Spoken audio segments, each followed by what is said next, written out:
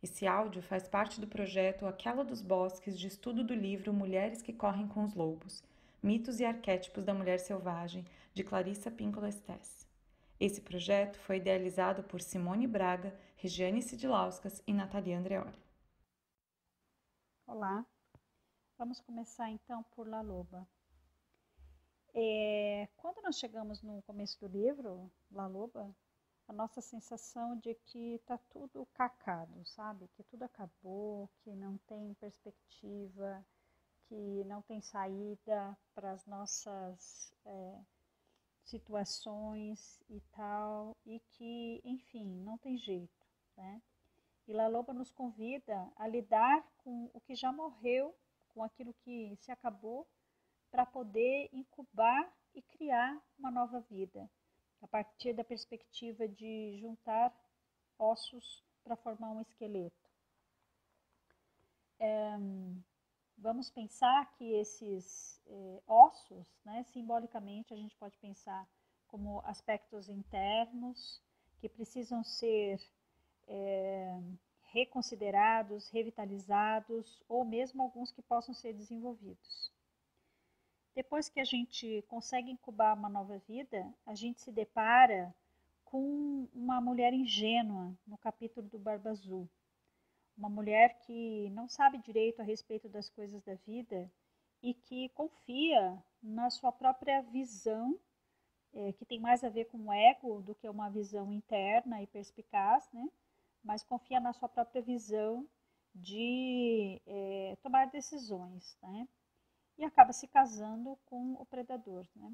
Então, nesse capítulo, a gente vai fazer o reconhecimento dessa ingenuidade e o reconhecimento do predador interno por intermédio das autossabotagens que muitas vezes não percebemos em nós, mas que todos temos, e que precisamos olhar para esse predador interno e não deixar que ele domine a nossa vida, né? Seja por intermédio dessas autossabotagens ou por intermédio de relações tóxicas, sejam elas de que tipo forem. Tá? Precisamos então encarar esse predador interno, ver o que precisa ser visto e chamar as irmãs, no caso, né, para a gente ver o que precisa ser visto, e convocar os irmãos para fazer esse enfrentamento do predador interno. Chegamos então ao capítulo 3, né, da Vasalisa, aonde essa menina já não é mais tão ingênua e ela tem, através da bonequinha que ela ganha de sua mãe, ela tem a intuição. Ela precisa aprender a lidar com a intuição, mas ela já tem a intuição como recurso. Ela precisa se reapropriar e desenvolver essa intuição. Ela vai aprender, nós vamos aprender neste capítulo, a assumir responsabilidades e assumir autorresponsabilidade sobre as coisas da nossa vida, né? Ao lado disso, nós vamos deixar morrer o que precisa morrer e vamos desenvolver a autoconfiança para cuidar de nós mesmos sem precisar de outras pessoas. Chegamos então ao capítulo 4, que é do Manauí, onde, depois da gente se desenvolver um pouquinho, a gente vai poder se preparar para a relação amorosa, né? E vamos fazer o reconhecimento do duplo, dos aspectos duplos, internos e internos, digamos assim, tanto nossos quanto da outra pessoa, do possível parceiro amoroso. Então, chegamos ao capítulo 5, que é o capítulo da mulher esqueleto, aonde lá no começo nós temos um homem e uma mulher, né, duas pessoas com muito medo de se relacionar, né, e que a gente vai viver várias fases do amor, né, desde o reconhecimento, o encantamento, o medo de se perder no outro, né, para então a gente poder de fato estar preparado para viver as várias fases do amor, né? Sabendo que uma relação amorosa se faz de muitos processos de vida, morte e vida, como a doutora Estes vai falar, ao longo do livro inteiro e principalmente neste capítulo. Ela vai falar bastante disso. A gente precisa encarar os aspectos sombrios nossos e do outro para que a gente consiga desenvolver uma relação amorosa. Depois da gente fazer isso, a gente consegue resgatar a nossa família de origem, no capítulo do Patinho Feio, né? Então, desde a gente olhar para a nossa família, sentir se nós de fato pertencemos a ela, nos sentimos pertencentes a ela, em termos de identificação e de afinidades, né? E também ir atrás de ser quem nós realmente somos e ir atrás daquela turma, né? daquela família escolhida, digamos assim, daquelas pessoas com quem a gente vai se identificar, né? Buscando sempre não se adequar aos outros, mas buscando ser quem nós somos de verdade, né? Aceitar quem nós somos de verdade. Depois que a gente consegue fazer isso, né? Perceber a que a gente pertence e buscar ser quem nós somos de verdade, nós chegamos no capítulo 7, que é o capítulo da La Mariposa, onde a gente vai fazer um reconhecimento, aceitação e amor pelo nosso próprio corpo. E quando a gente consegue fazer isso, na verdade, a gente consegue também cuidar do nosso corpo nos mais diversos aspectos que possam existir, né? Vamos pensar que o nosso corpo é o nosso elemento de manifestação aqui na vida, né? E no planeta. Então, a gente tem por responsabilidade cuidar muito bem desse corpo. Em seguida, vamos chegar ao capítulo dos sapatinhos vermelhos, né? Que depois da gente viver todos esses processos que eu falei, né? É importante que a gente continue tocando a nossa vida e fazendo o que a gente precisa fazer, sem se deixar cair, resgatar, domesticar, né? Cair em armadilhas ou ser domesticado, ser capturado por situações ou pessoas que queiram de alguma forma, entre aspas, facilitar a nossa vida, né? Ah, nossa, por que você está passando por uma coisa tão difícil assim? De repente, né, eu posso te propiciar uma facilidade para você, né? Só que essas facilidades todas têm o preço de você não poder ser quem você é e de você estar de verdade escravizado nessa relação. De novo, né, essa relação pode ser uma relação amorosa, relação dentro da família, relação no trabalho, com amigos, né? O pior, de você com você mesma, né? Isso é bem complicado, né? Então, a gente vai aprender a não se deixar cair nas carruagens douradas, né? Como a doutora Estes fala bastante no capítulo, né?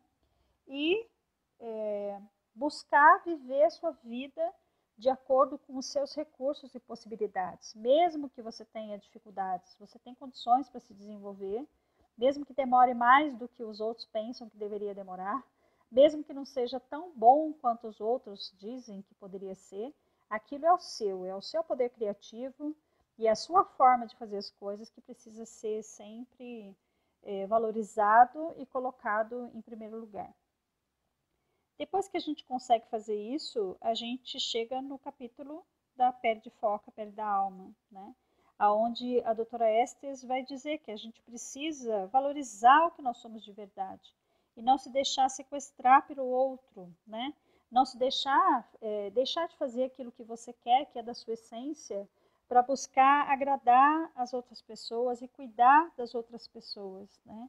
Porque isso é uma cilada, né? Então, em primeiro lugar, a gente precisa estar inteiro para cuidar de nós mesmos.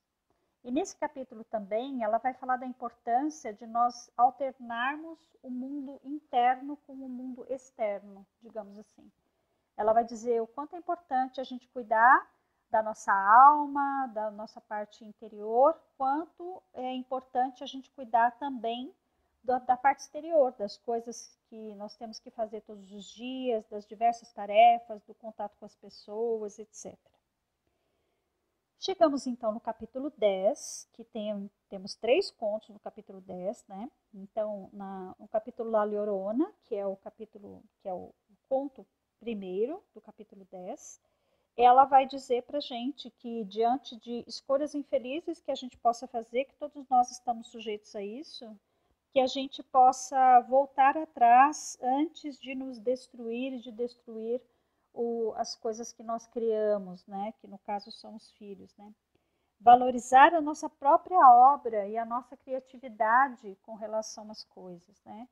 Então, isso somos nós que temos que fazer, a gente não pode esperar que outras pessoas façam pela gente. Nesse mesmo capítulo tem o conto da menininha dos fósforos, que é um conto bem impactante, né? Onde ela vai dizer que a gente precisa valorizar os nossos recursos e a gente não pode se deixar levar pelas fantasias, porque as fantasias nos dão a sensação de estarmos fazendo alguma coisa, mas no fim a gente não está fazendo nada e a gente está só queimando o nosso potencial, né? E a gente está morrendo por dentro, digamos assim, né? Nesse mesmo capítulo, ela vai falar do conto dos 3 cabelos de ouro, que é belíssimo, onde ela vai falar de um processo de renovação que todos vivemos, né?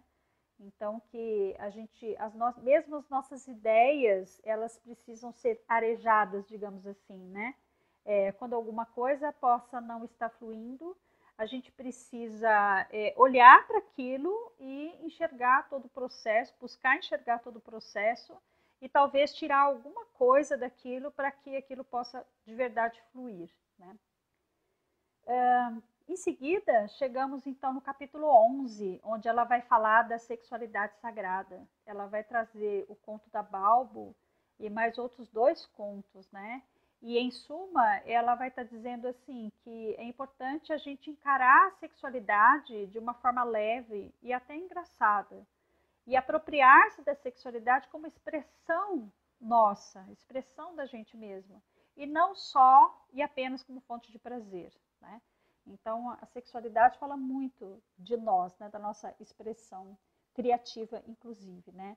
A doutora Estes, no livro inteiro, ela vai falar a respeito de criatividade, desse resgate e desenvolvimento de criatividade. Chegamos, então, no capítulo 12, que é o capítulo que tem o conto do urso da meia-lua. E lá nesse capítulo a gente vai aprender a reconhecer e expressar a raiva. Olha só que importante isso. Sabendo que se trata de um processo a ser vivido, né? E que é importante que a gente olhe para algumas coisas que aconteceram na nossa vida e que a gente deixe morrer o que precisa ser esquecido. E que a gente considere outras coisas que a gente deixou passar para que a gente possa tomar providências com relação àquilo, né? Mas, em suma, principalmente libertar a raiva para poder viver o processo de perdão, de nós mesmos e o perdão com relação a outras pessoas. Esse é um capítulo bem interessante, bem intenso, aliás, todos são interessantes, né? Mas onde ela fala dessa questão da raiva e do perdão. É muito bacana. Ela até cita um processo de perdão, passos para a gente vivenciar o perdão. No capítulo 13, ela vai falar do clã das cicatrizes, né? E ela vai dizer que nós precisamos acessar corajosa e amorosamente os nossos segredos escabrosos, que todos nós temos. Buscar quem escute esses segredos com compaixão, empatia e sem julgamentos, para que a gente possa se perdoar dessas atitudes erradas que nós tomamos, né? E que muitas vezes ficam guardadas tão fundo em nós, que vão fazendo muito mal e vão criando o que ela chama de zona morta, né? Para além da gente não falar a respeito daquela coisa horrorosa que a gente percebe que fez, né? A gente não permite também que outros assuntos afins sejam acessados, né? Isso vai fazendo com que a gente fique amortecido, anestesiado para muitas coisas na nossa vida, muitas vezes sem perceber. Por fim, chegamos no capítulo 14, né, que é um capítulo enorme, e o conto da Donzela Sem Mãos, é um conto bem comprido e é um conto bem intenso, né? Então, ela vai falar ali de processos intensos, né? E que, ao mesmo tempo que ela está falando é como se fosse um revisitar de vários capítulos, se não de todos os capítulos que ela falou anteriormente, né? Ela também vai falar de outros processos, né? É como se fosse uma caminhada completa, sabe, da nossa vida, começando pela ingenuidade que a gente viu lá nos primeiros capítulos, né? Passando a que a gente tenha obrigatoriamente que deixar para trás a velha vida que nós tínhamos para a gente começar a seguir, a gente seguir um outro caminho e fazer outras coisas, então vivendo ali como se fosse uma primeira iniciação, né? E nesse ponto da caminhada, a gente também deixa uma vida para trás e vai para outra vida sem mãos, sem a possibilidade de nos agarrar àquelas coisas que nós tínhamos anteriormente, né? E essas coisas que eu estou falando, obviamente, não são coisas concretas, né? Não são coisas materiais, mas são valores, são perspectivas, são comportamentos, são formas de a gente encarar o mundo e as coisas, né? Depois disso, né, a gente vai começar a perambular meio desmazelada, desgrenhada, porque não tem mais importância os valores da vida anterior, né? Para a gente buscando encontrar alimento para a alma, né? O mais importante é encontrar um alimento para a alma. E chegando, enfim, ao lugar aonde a gente pertence realmente, que é o lugar da mulher selvagem, né? E quem vai nos levar até esse lugar é o amor que nós encontramos pelo caminho, né? É o ser amado, né? Que nos reconhece instantaneamente. Mas, mesmo a gente estando nesse lugar, onde já é o da mulher selvagem, o reino da mulher selvagem, nós ainda não estamos inteiras, nós ainda estamos sem as mãos, né? Vamos pensar que com as mãos a gente pode fazer muitas coisas, né? Nós conseguimos até gerar um filho, ou seja, gerar projetos, ideias, começar a desenvolver coisas, mas ainda existem outras iniciações, outros processos que precisam ser vividos, né? Uma das coisas que a gente vai viver nesse caminho é ter o nosso amor apartado da gente, né? Assim, um afastamento do nosso amor, né? Que pode ser um afastamento concreto ou não. Vamos passar por um momento de ser incompreendida e estarmos suscetíveis e vulneráveis, mas ao mesmo tempo protegidas, protegidas naquilo que nós somos e protegidas daquilo que nós criamos, que nós geramos a partir de nós e desse amor, né? Vamos perambular novamente para viver uma outra parte do processo, uma outra iniciação, e para que a gente possa chegar nesse lugar que nos pertence e aqui pertencemos, para que a gente possa, de novo, recuperar, desenvolver, melhor dizendo, as nossas mãos, né? Começando por uma atitude infantilizada ainda, para depois ter uma atitude de experimentação perante as coisas, para daí a gente desenvolver maduramente, chegar ao nosso pleno potencial. Nesse momento, a gente está vivendo esse processo e a gente também aguarda que o nosso ser amado viva o mesmo processo que estamos vivendo, com as suas características peculiares, né? Para que daí sim a gente esteja no mesmo nível, no mesmo degrau, digamos assim, e que a gente possa se reencontrar, se reconhecer e que possamos ficar juntos e plenos com esse filho que nós geramos, né, que é um produto dessa relação, e ao mesmo tempo junto da mulher selvagem, no reino da mulher selvagem. Então, assim, quando a gente fala deste livro, a gente está falando de N processos internos, né? E a gente está falando de uma capacidade que todas nós temos desse resgate, né? Desse resgate dos nossos aspectos que ficaram deixados para trás, subdesenvolvidos, desmerecidos por nós mesmas ou a partir da nossa educação e tudo mais, né? A partir da cultura que nós vivemos, né? A partir do ambiente familiar ou do ambiente social, ou seja lá do que for, né? Então, muitas vezes a gente foi ensinado a não ser quem nós somos, mas a ser aquilo que os outros esperam da gente, né? Achando que com isso a gente vai conseguir ter portas abertas, né? Só que, nossa, que coisa, né? Não temos portas abertas, muito pelo contrário, né? Sempre vão querer que a gente seja alguma coisa que a gente tem que se esforçar. E se a gente tem que se esforçar, é porque aquilo não é natural e espontâneo, né?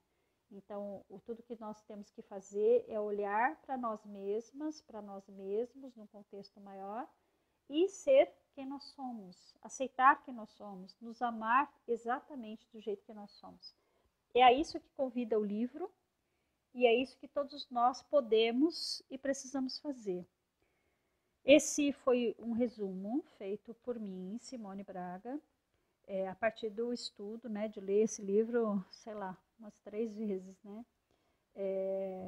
Óbvio que podem ter várias interpretações diferentes com relação a isso tudo, né? Mas é uma forma que eu encontrei de trazer esse resumo, essa vivência. Um beijo.